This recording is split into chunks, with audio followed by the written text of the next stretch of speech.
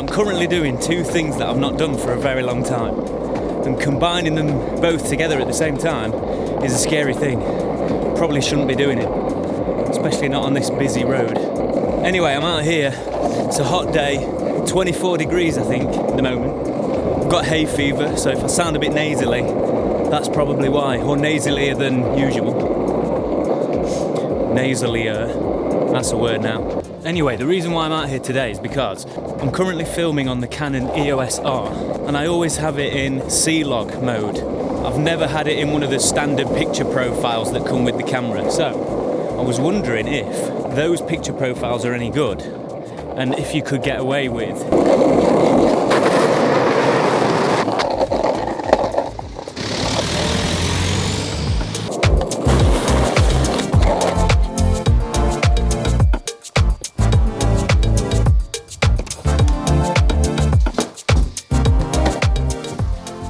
Right, I've ditched the skateboard because it was just getting way too dangerous.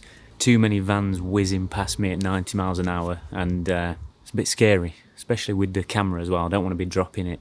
So anyway, I always use the C Log profile in the Canon EOS R, and it's great for colour grading, dynamic range, and getting cinematic style shots. But there's a lot of extra steps you have to take to get it to that level. Yeah, I do use my own presets, and that makes it quicker. But I did wonder if the standard picture profiles were good enough to use for vlogging or throwing together just a quick video without having to do any sort of colour grade. And if they are good enough, that just means it's super quick just to film straight from your camera, edit straight away, and not have to apply any colour grading or do any tweaking after. So it'd just be a really handy way of getting videos out there quicker. So I want to test it in the sort of scenario that I would be using it for, which is why I'm sat here at the moment, outdoors. You can see a little bit of the sky, the green from the trees, and also this sort of decking area.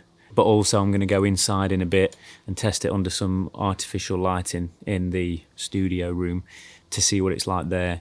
Shoot a little bit of B-roll to test the dynamic range, the noise levels, the colours, the saturation and the contrast as well, to see if it stands up to C Log and if it's good enough to use, or whether or not it's worth using C Log anyway and spending that little bit of extra time tweaking the colours afterwards, because the image you get from C Log is so good anyway.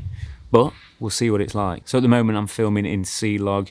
It's really bright outside. This isn't the perfect angle and perfect lighting, but I just wanted to test it in a real world scenario, like a vlogging scenario, and just see what it was like. I've got a lot of shadow here and a lot of brightness, so it'd be a good test really to see how both profiles handle this sort of lighting. I'm actually using a Polar Pro ND filter. I've got it on full at the moment. It's the 2 to 5 stop Peter McKinnon version, and I'm on f2.8 ISO 400 and 25 frames per second at 1/50 shutter speed. This is what that looks like. Right, now I'm going to swap over to standard picture profile.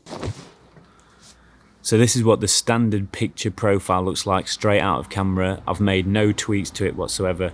There are some options to adjust some of the settings, so I might have to do that. As you can see, it's quite blown out at the minute. It's really bright. The only thing I want to do there is change the aperture. So let's do that now, because the highlights are super bright, but seeing what's happened now, this part of my face is way too dark. So first impressions are the contrast is way too high. So even when you try and bring the highlights down, the shadows just get really dark and you can't see any of the detail. What I'm going to do is try one of the other picture profiles and see if it's a little bit closer to what we want. So I'm going to go and switch it into the neutral picture profile. Right, here we are in neutral. I think there's just a little bit less saturation and contrast in this profile, but yeah, it's a little bit better. It's not loads better. If I just try and adjust the aperture again, it does, well, at the minute it looks like it seems to hold some of the detail in the shadows a bit more, but I'm going to go and tweak some of the settings and see if I can make that contrast a little bit more pleasing and try and preserve some of the highlights. Because look at that, look at my skin here. Right, so I've turned the contrast right down, so this is looking a little bit better actually. So the only thing now is trying to get rid of those blown out highlights. So if I turn the aperture up a little bit, that's a lot better. Maybe, there we go. So that is better, but I'm still a little bit too bright here. I'm going to try something else. I'm going to try and go in auto mode on the camera and see if that makes a difference. Right, so I've actually switched over to one of the auto modes on the camera. It's shutter priority, so it keeps the shutter speed, but the camera's adjusting the exposure by changing the ISO and the aperture and keeping that shutter speed the same. That seems to be a lot better actually. There's more detail here, and let me spin you around and I'll show you what it does. So if I go in the shadows now, it should expose my face correctly. There we go. And if I go back into the sun, same thing, these highlights should start to, there we go. It's keeping my face exposed. So as we move around, it's constantly adjusting, and it seems to be the exposure is a lot more pleasing than on manual mode.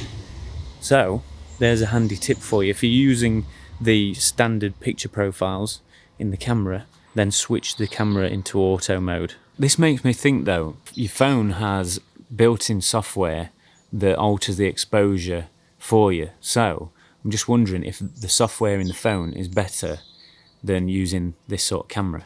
So let me see what this is like. Right, so now I'm filming on my phone and it's adjusting the exposure, and it seems to be doing a better job. It's preserving all the highlights, and also the colours are really nice as well. So it might be that filming on your phone is a lot better. Look, the contrast is so much better on the phone than it is on the camera. There we go, so that's worth noting. Right, I've got a few jobs that need doing, so I'm going to go and do that and then shoot some B-roll in a bit to test what it's like in C Log mode and standard picture profile mode.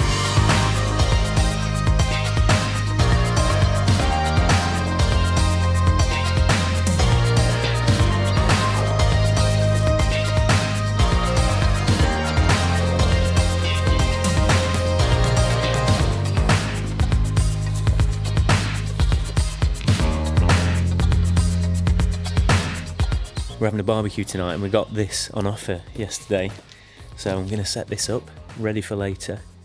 I'm excited, can't wait.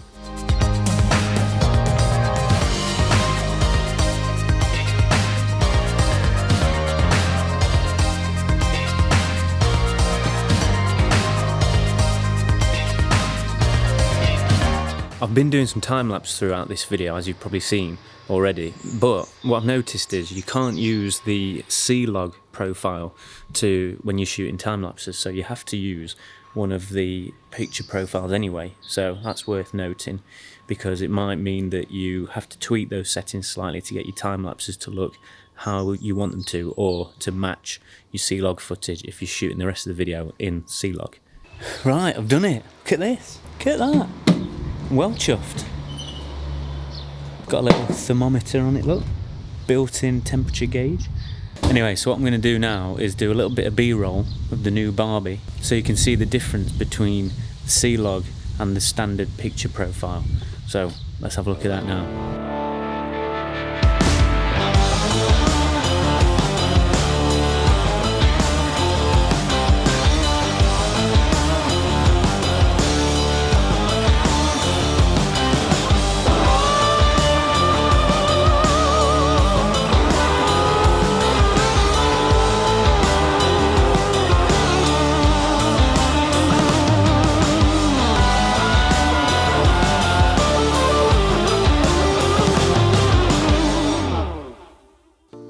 Right, I hope you liked that little side-by-side B-roll of the barbecue. All of the standard picture profile footage was left as it was, no colour grading applied whatsoever, and I just applied a small natural looking colour grade to the C Log footage. I didn't want to go overboard with it because I just wanted to give it that just natural colours really. So all I did was adjust the exposure, the contrast, and bring the saturation up. That's it, nothing else. So as you probably saw, the colours are really nice in C Log they're just really punchy, and also the dynamic range is a lot better as well. There's more detail in all of the shadows, and you'll be able to see where the sky is. On the standard picture profile, it's quite blown out and white, whereas on the C Log, there's a lot more detail and colour still in the sky. A lot of those highlights are preserved when shooting in C Log. Another thing to mention is you can push the colour grade even further. You're able to manipulate and change the colours further than you would in one of the standard picture profiles, and that goes the same with adjusting the shadows and the highlights as well. Right, so here we are inside. We've got my Godox SL60W light with the Aperture Light Dome 2 softbox on there. That's the only light I've got in the room. That, and obviously this computer screen here, but that is the only source of light we've got, so it's a good fair test. At the minute I'm shooting in Canon C Log, and this is what this looks like. I'll go ahead now and change to our standard neutral picture profile. Right, so here I am in the neutral picture profile. I'm on 25% on the Godox light. I could go down a little bit further just because I feel like some of the highlights, especially on my face and in my t-shirt, are a little bit too bright. So if I just take it down to around 12%, there we go, just to prove that I am using the settings that I'm talking about. So I'm on 12% now. Again, it's the only source of light in the room. This is the neutral standard picture profile, and this is what it looks like. All right, there we go. Back in C Log now. I'm gonna put it back up to 30%. I'm gonna do a little side by side for you so that you can see them both, and I'll let you make up your mind which one you prefer. It might be that if you're filming this sort of video where you've got control over the light and your exposure, that you can get away with just one of the normal standard picture profiles and you don't have to delve into the color grading as much with C Log. But I think if you've spent the money on one of these cameras anyway, you may as well utilize the function of C Log because it's just so good. You've got so much more control over the look. Another thing that I found with the standard picture profiles was there's a lot of digital sharpening and it looks a little bit unnatural. I just find that C Log is a lot more softer. So if you want to add a bit of sharpening in post after, you can do that on your program. Personally, it's a lot better all round. I think I'm gonna just always shoot in C Log. It's just a much better profile.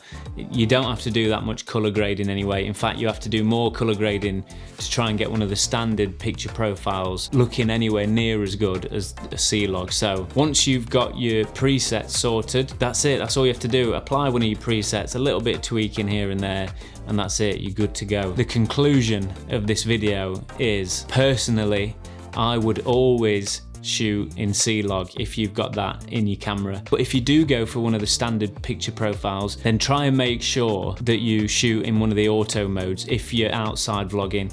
But if you're indoors and you've got a setup like this and you've got control over the lighting and the exposure, then adjusting the settings in manual mode will be absolutely fine because you can dial in the exact look that you want. Anyway, that's the end of this video. I hope you got something out of it, a little bit of a different style of video today. I tried to do a bit of a vlog.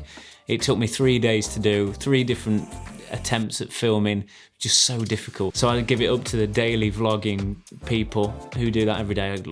I don't know how they do it. Stay tuned for more stuff. I've got plenty of videos in the pipeline, including the Weebill S versus the Ronin S video. That's a work in progress at the minute. I'm looking forward to getting that one out. So stay tuned. Thanks again for watching. Don't forget to subscribe to the channel for more gear reviews, tutorials, and I always say and, but there isn't. There aren't. That's it. Anyway, see you in the next video. 'Cause I got high hopes. Do you want the same? Or is it just a game?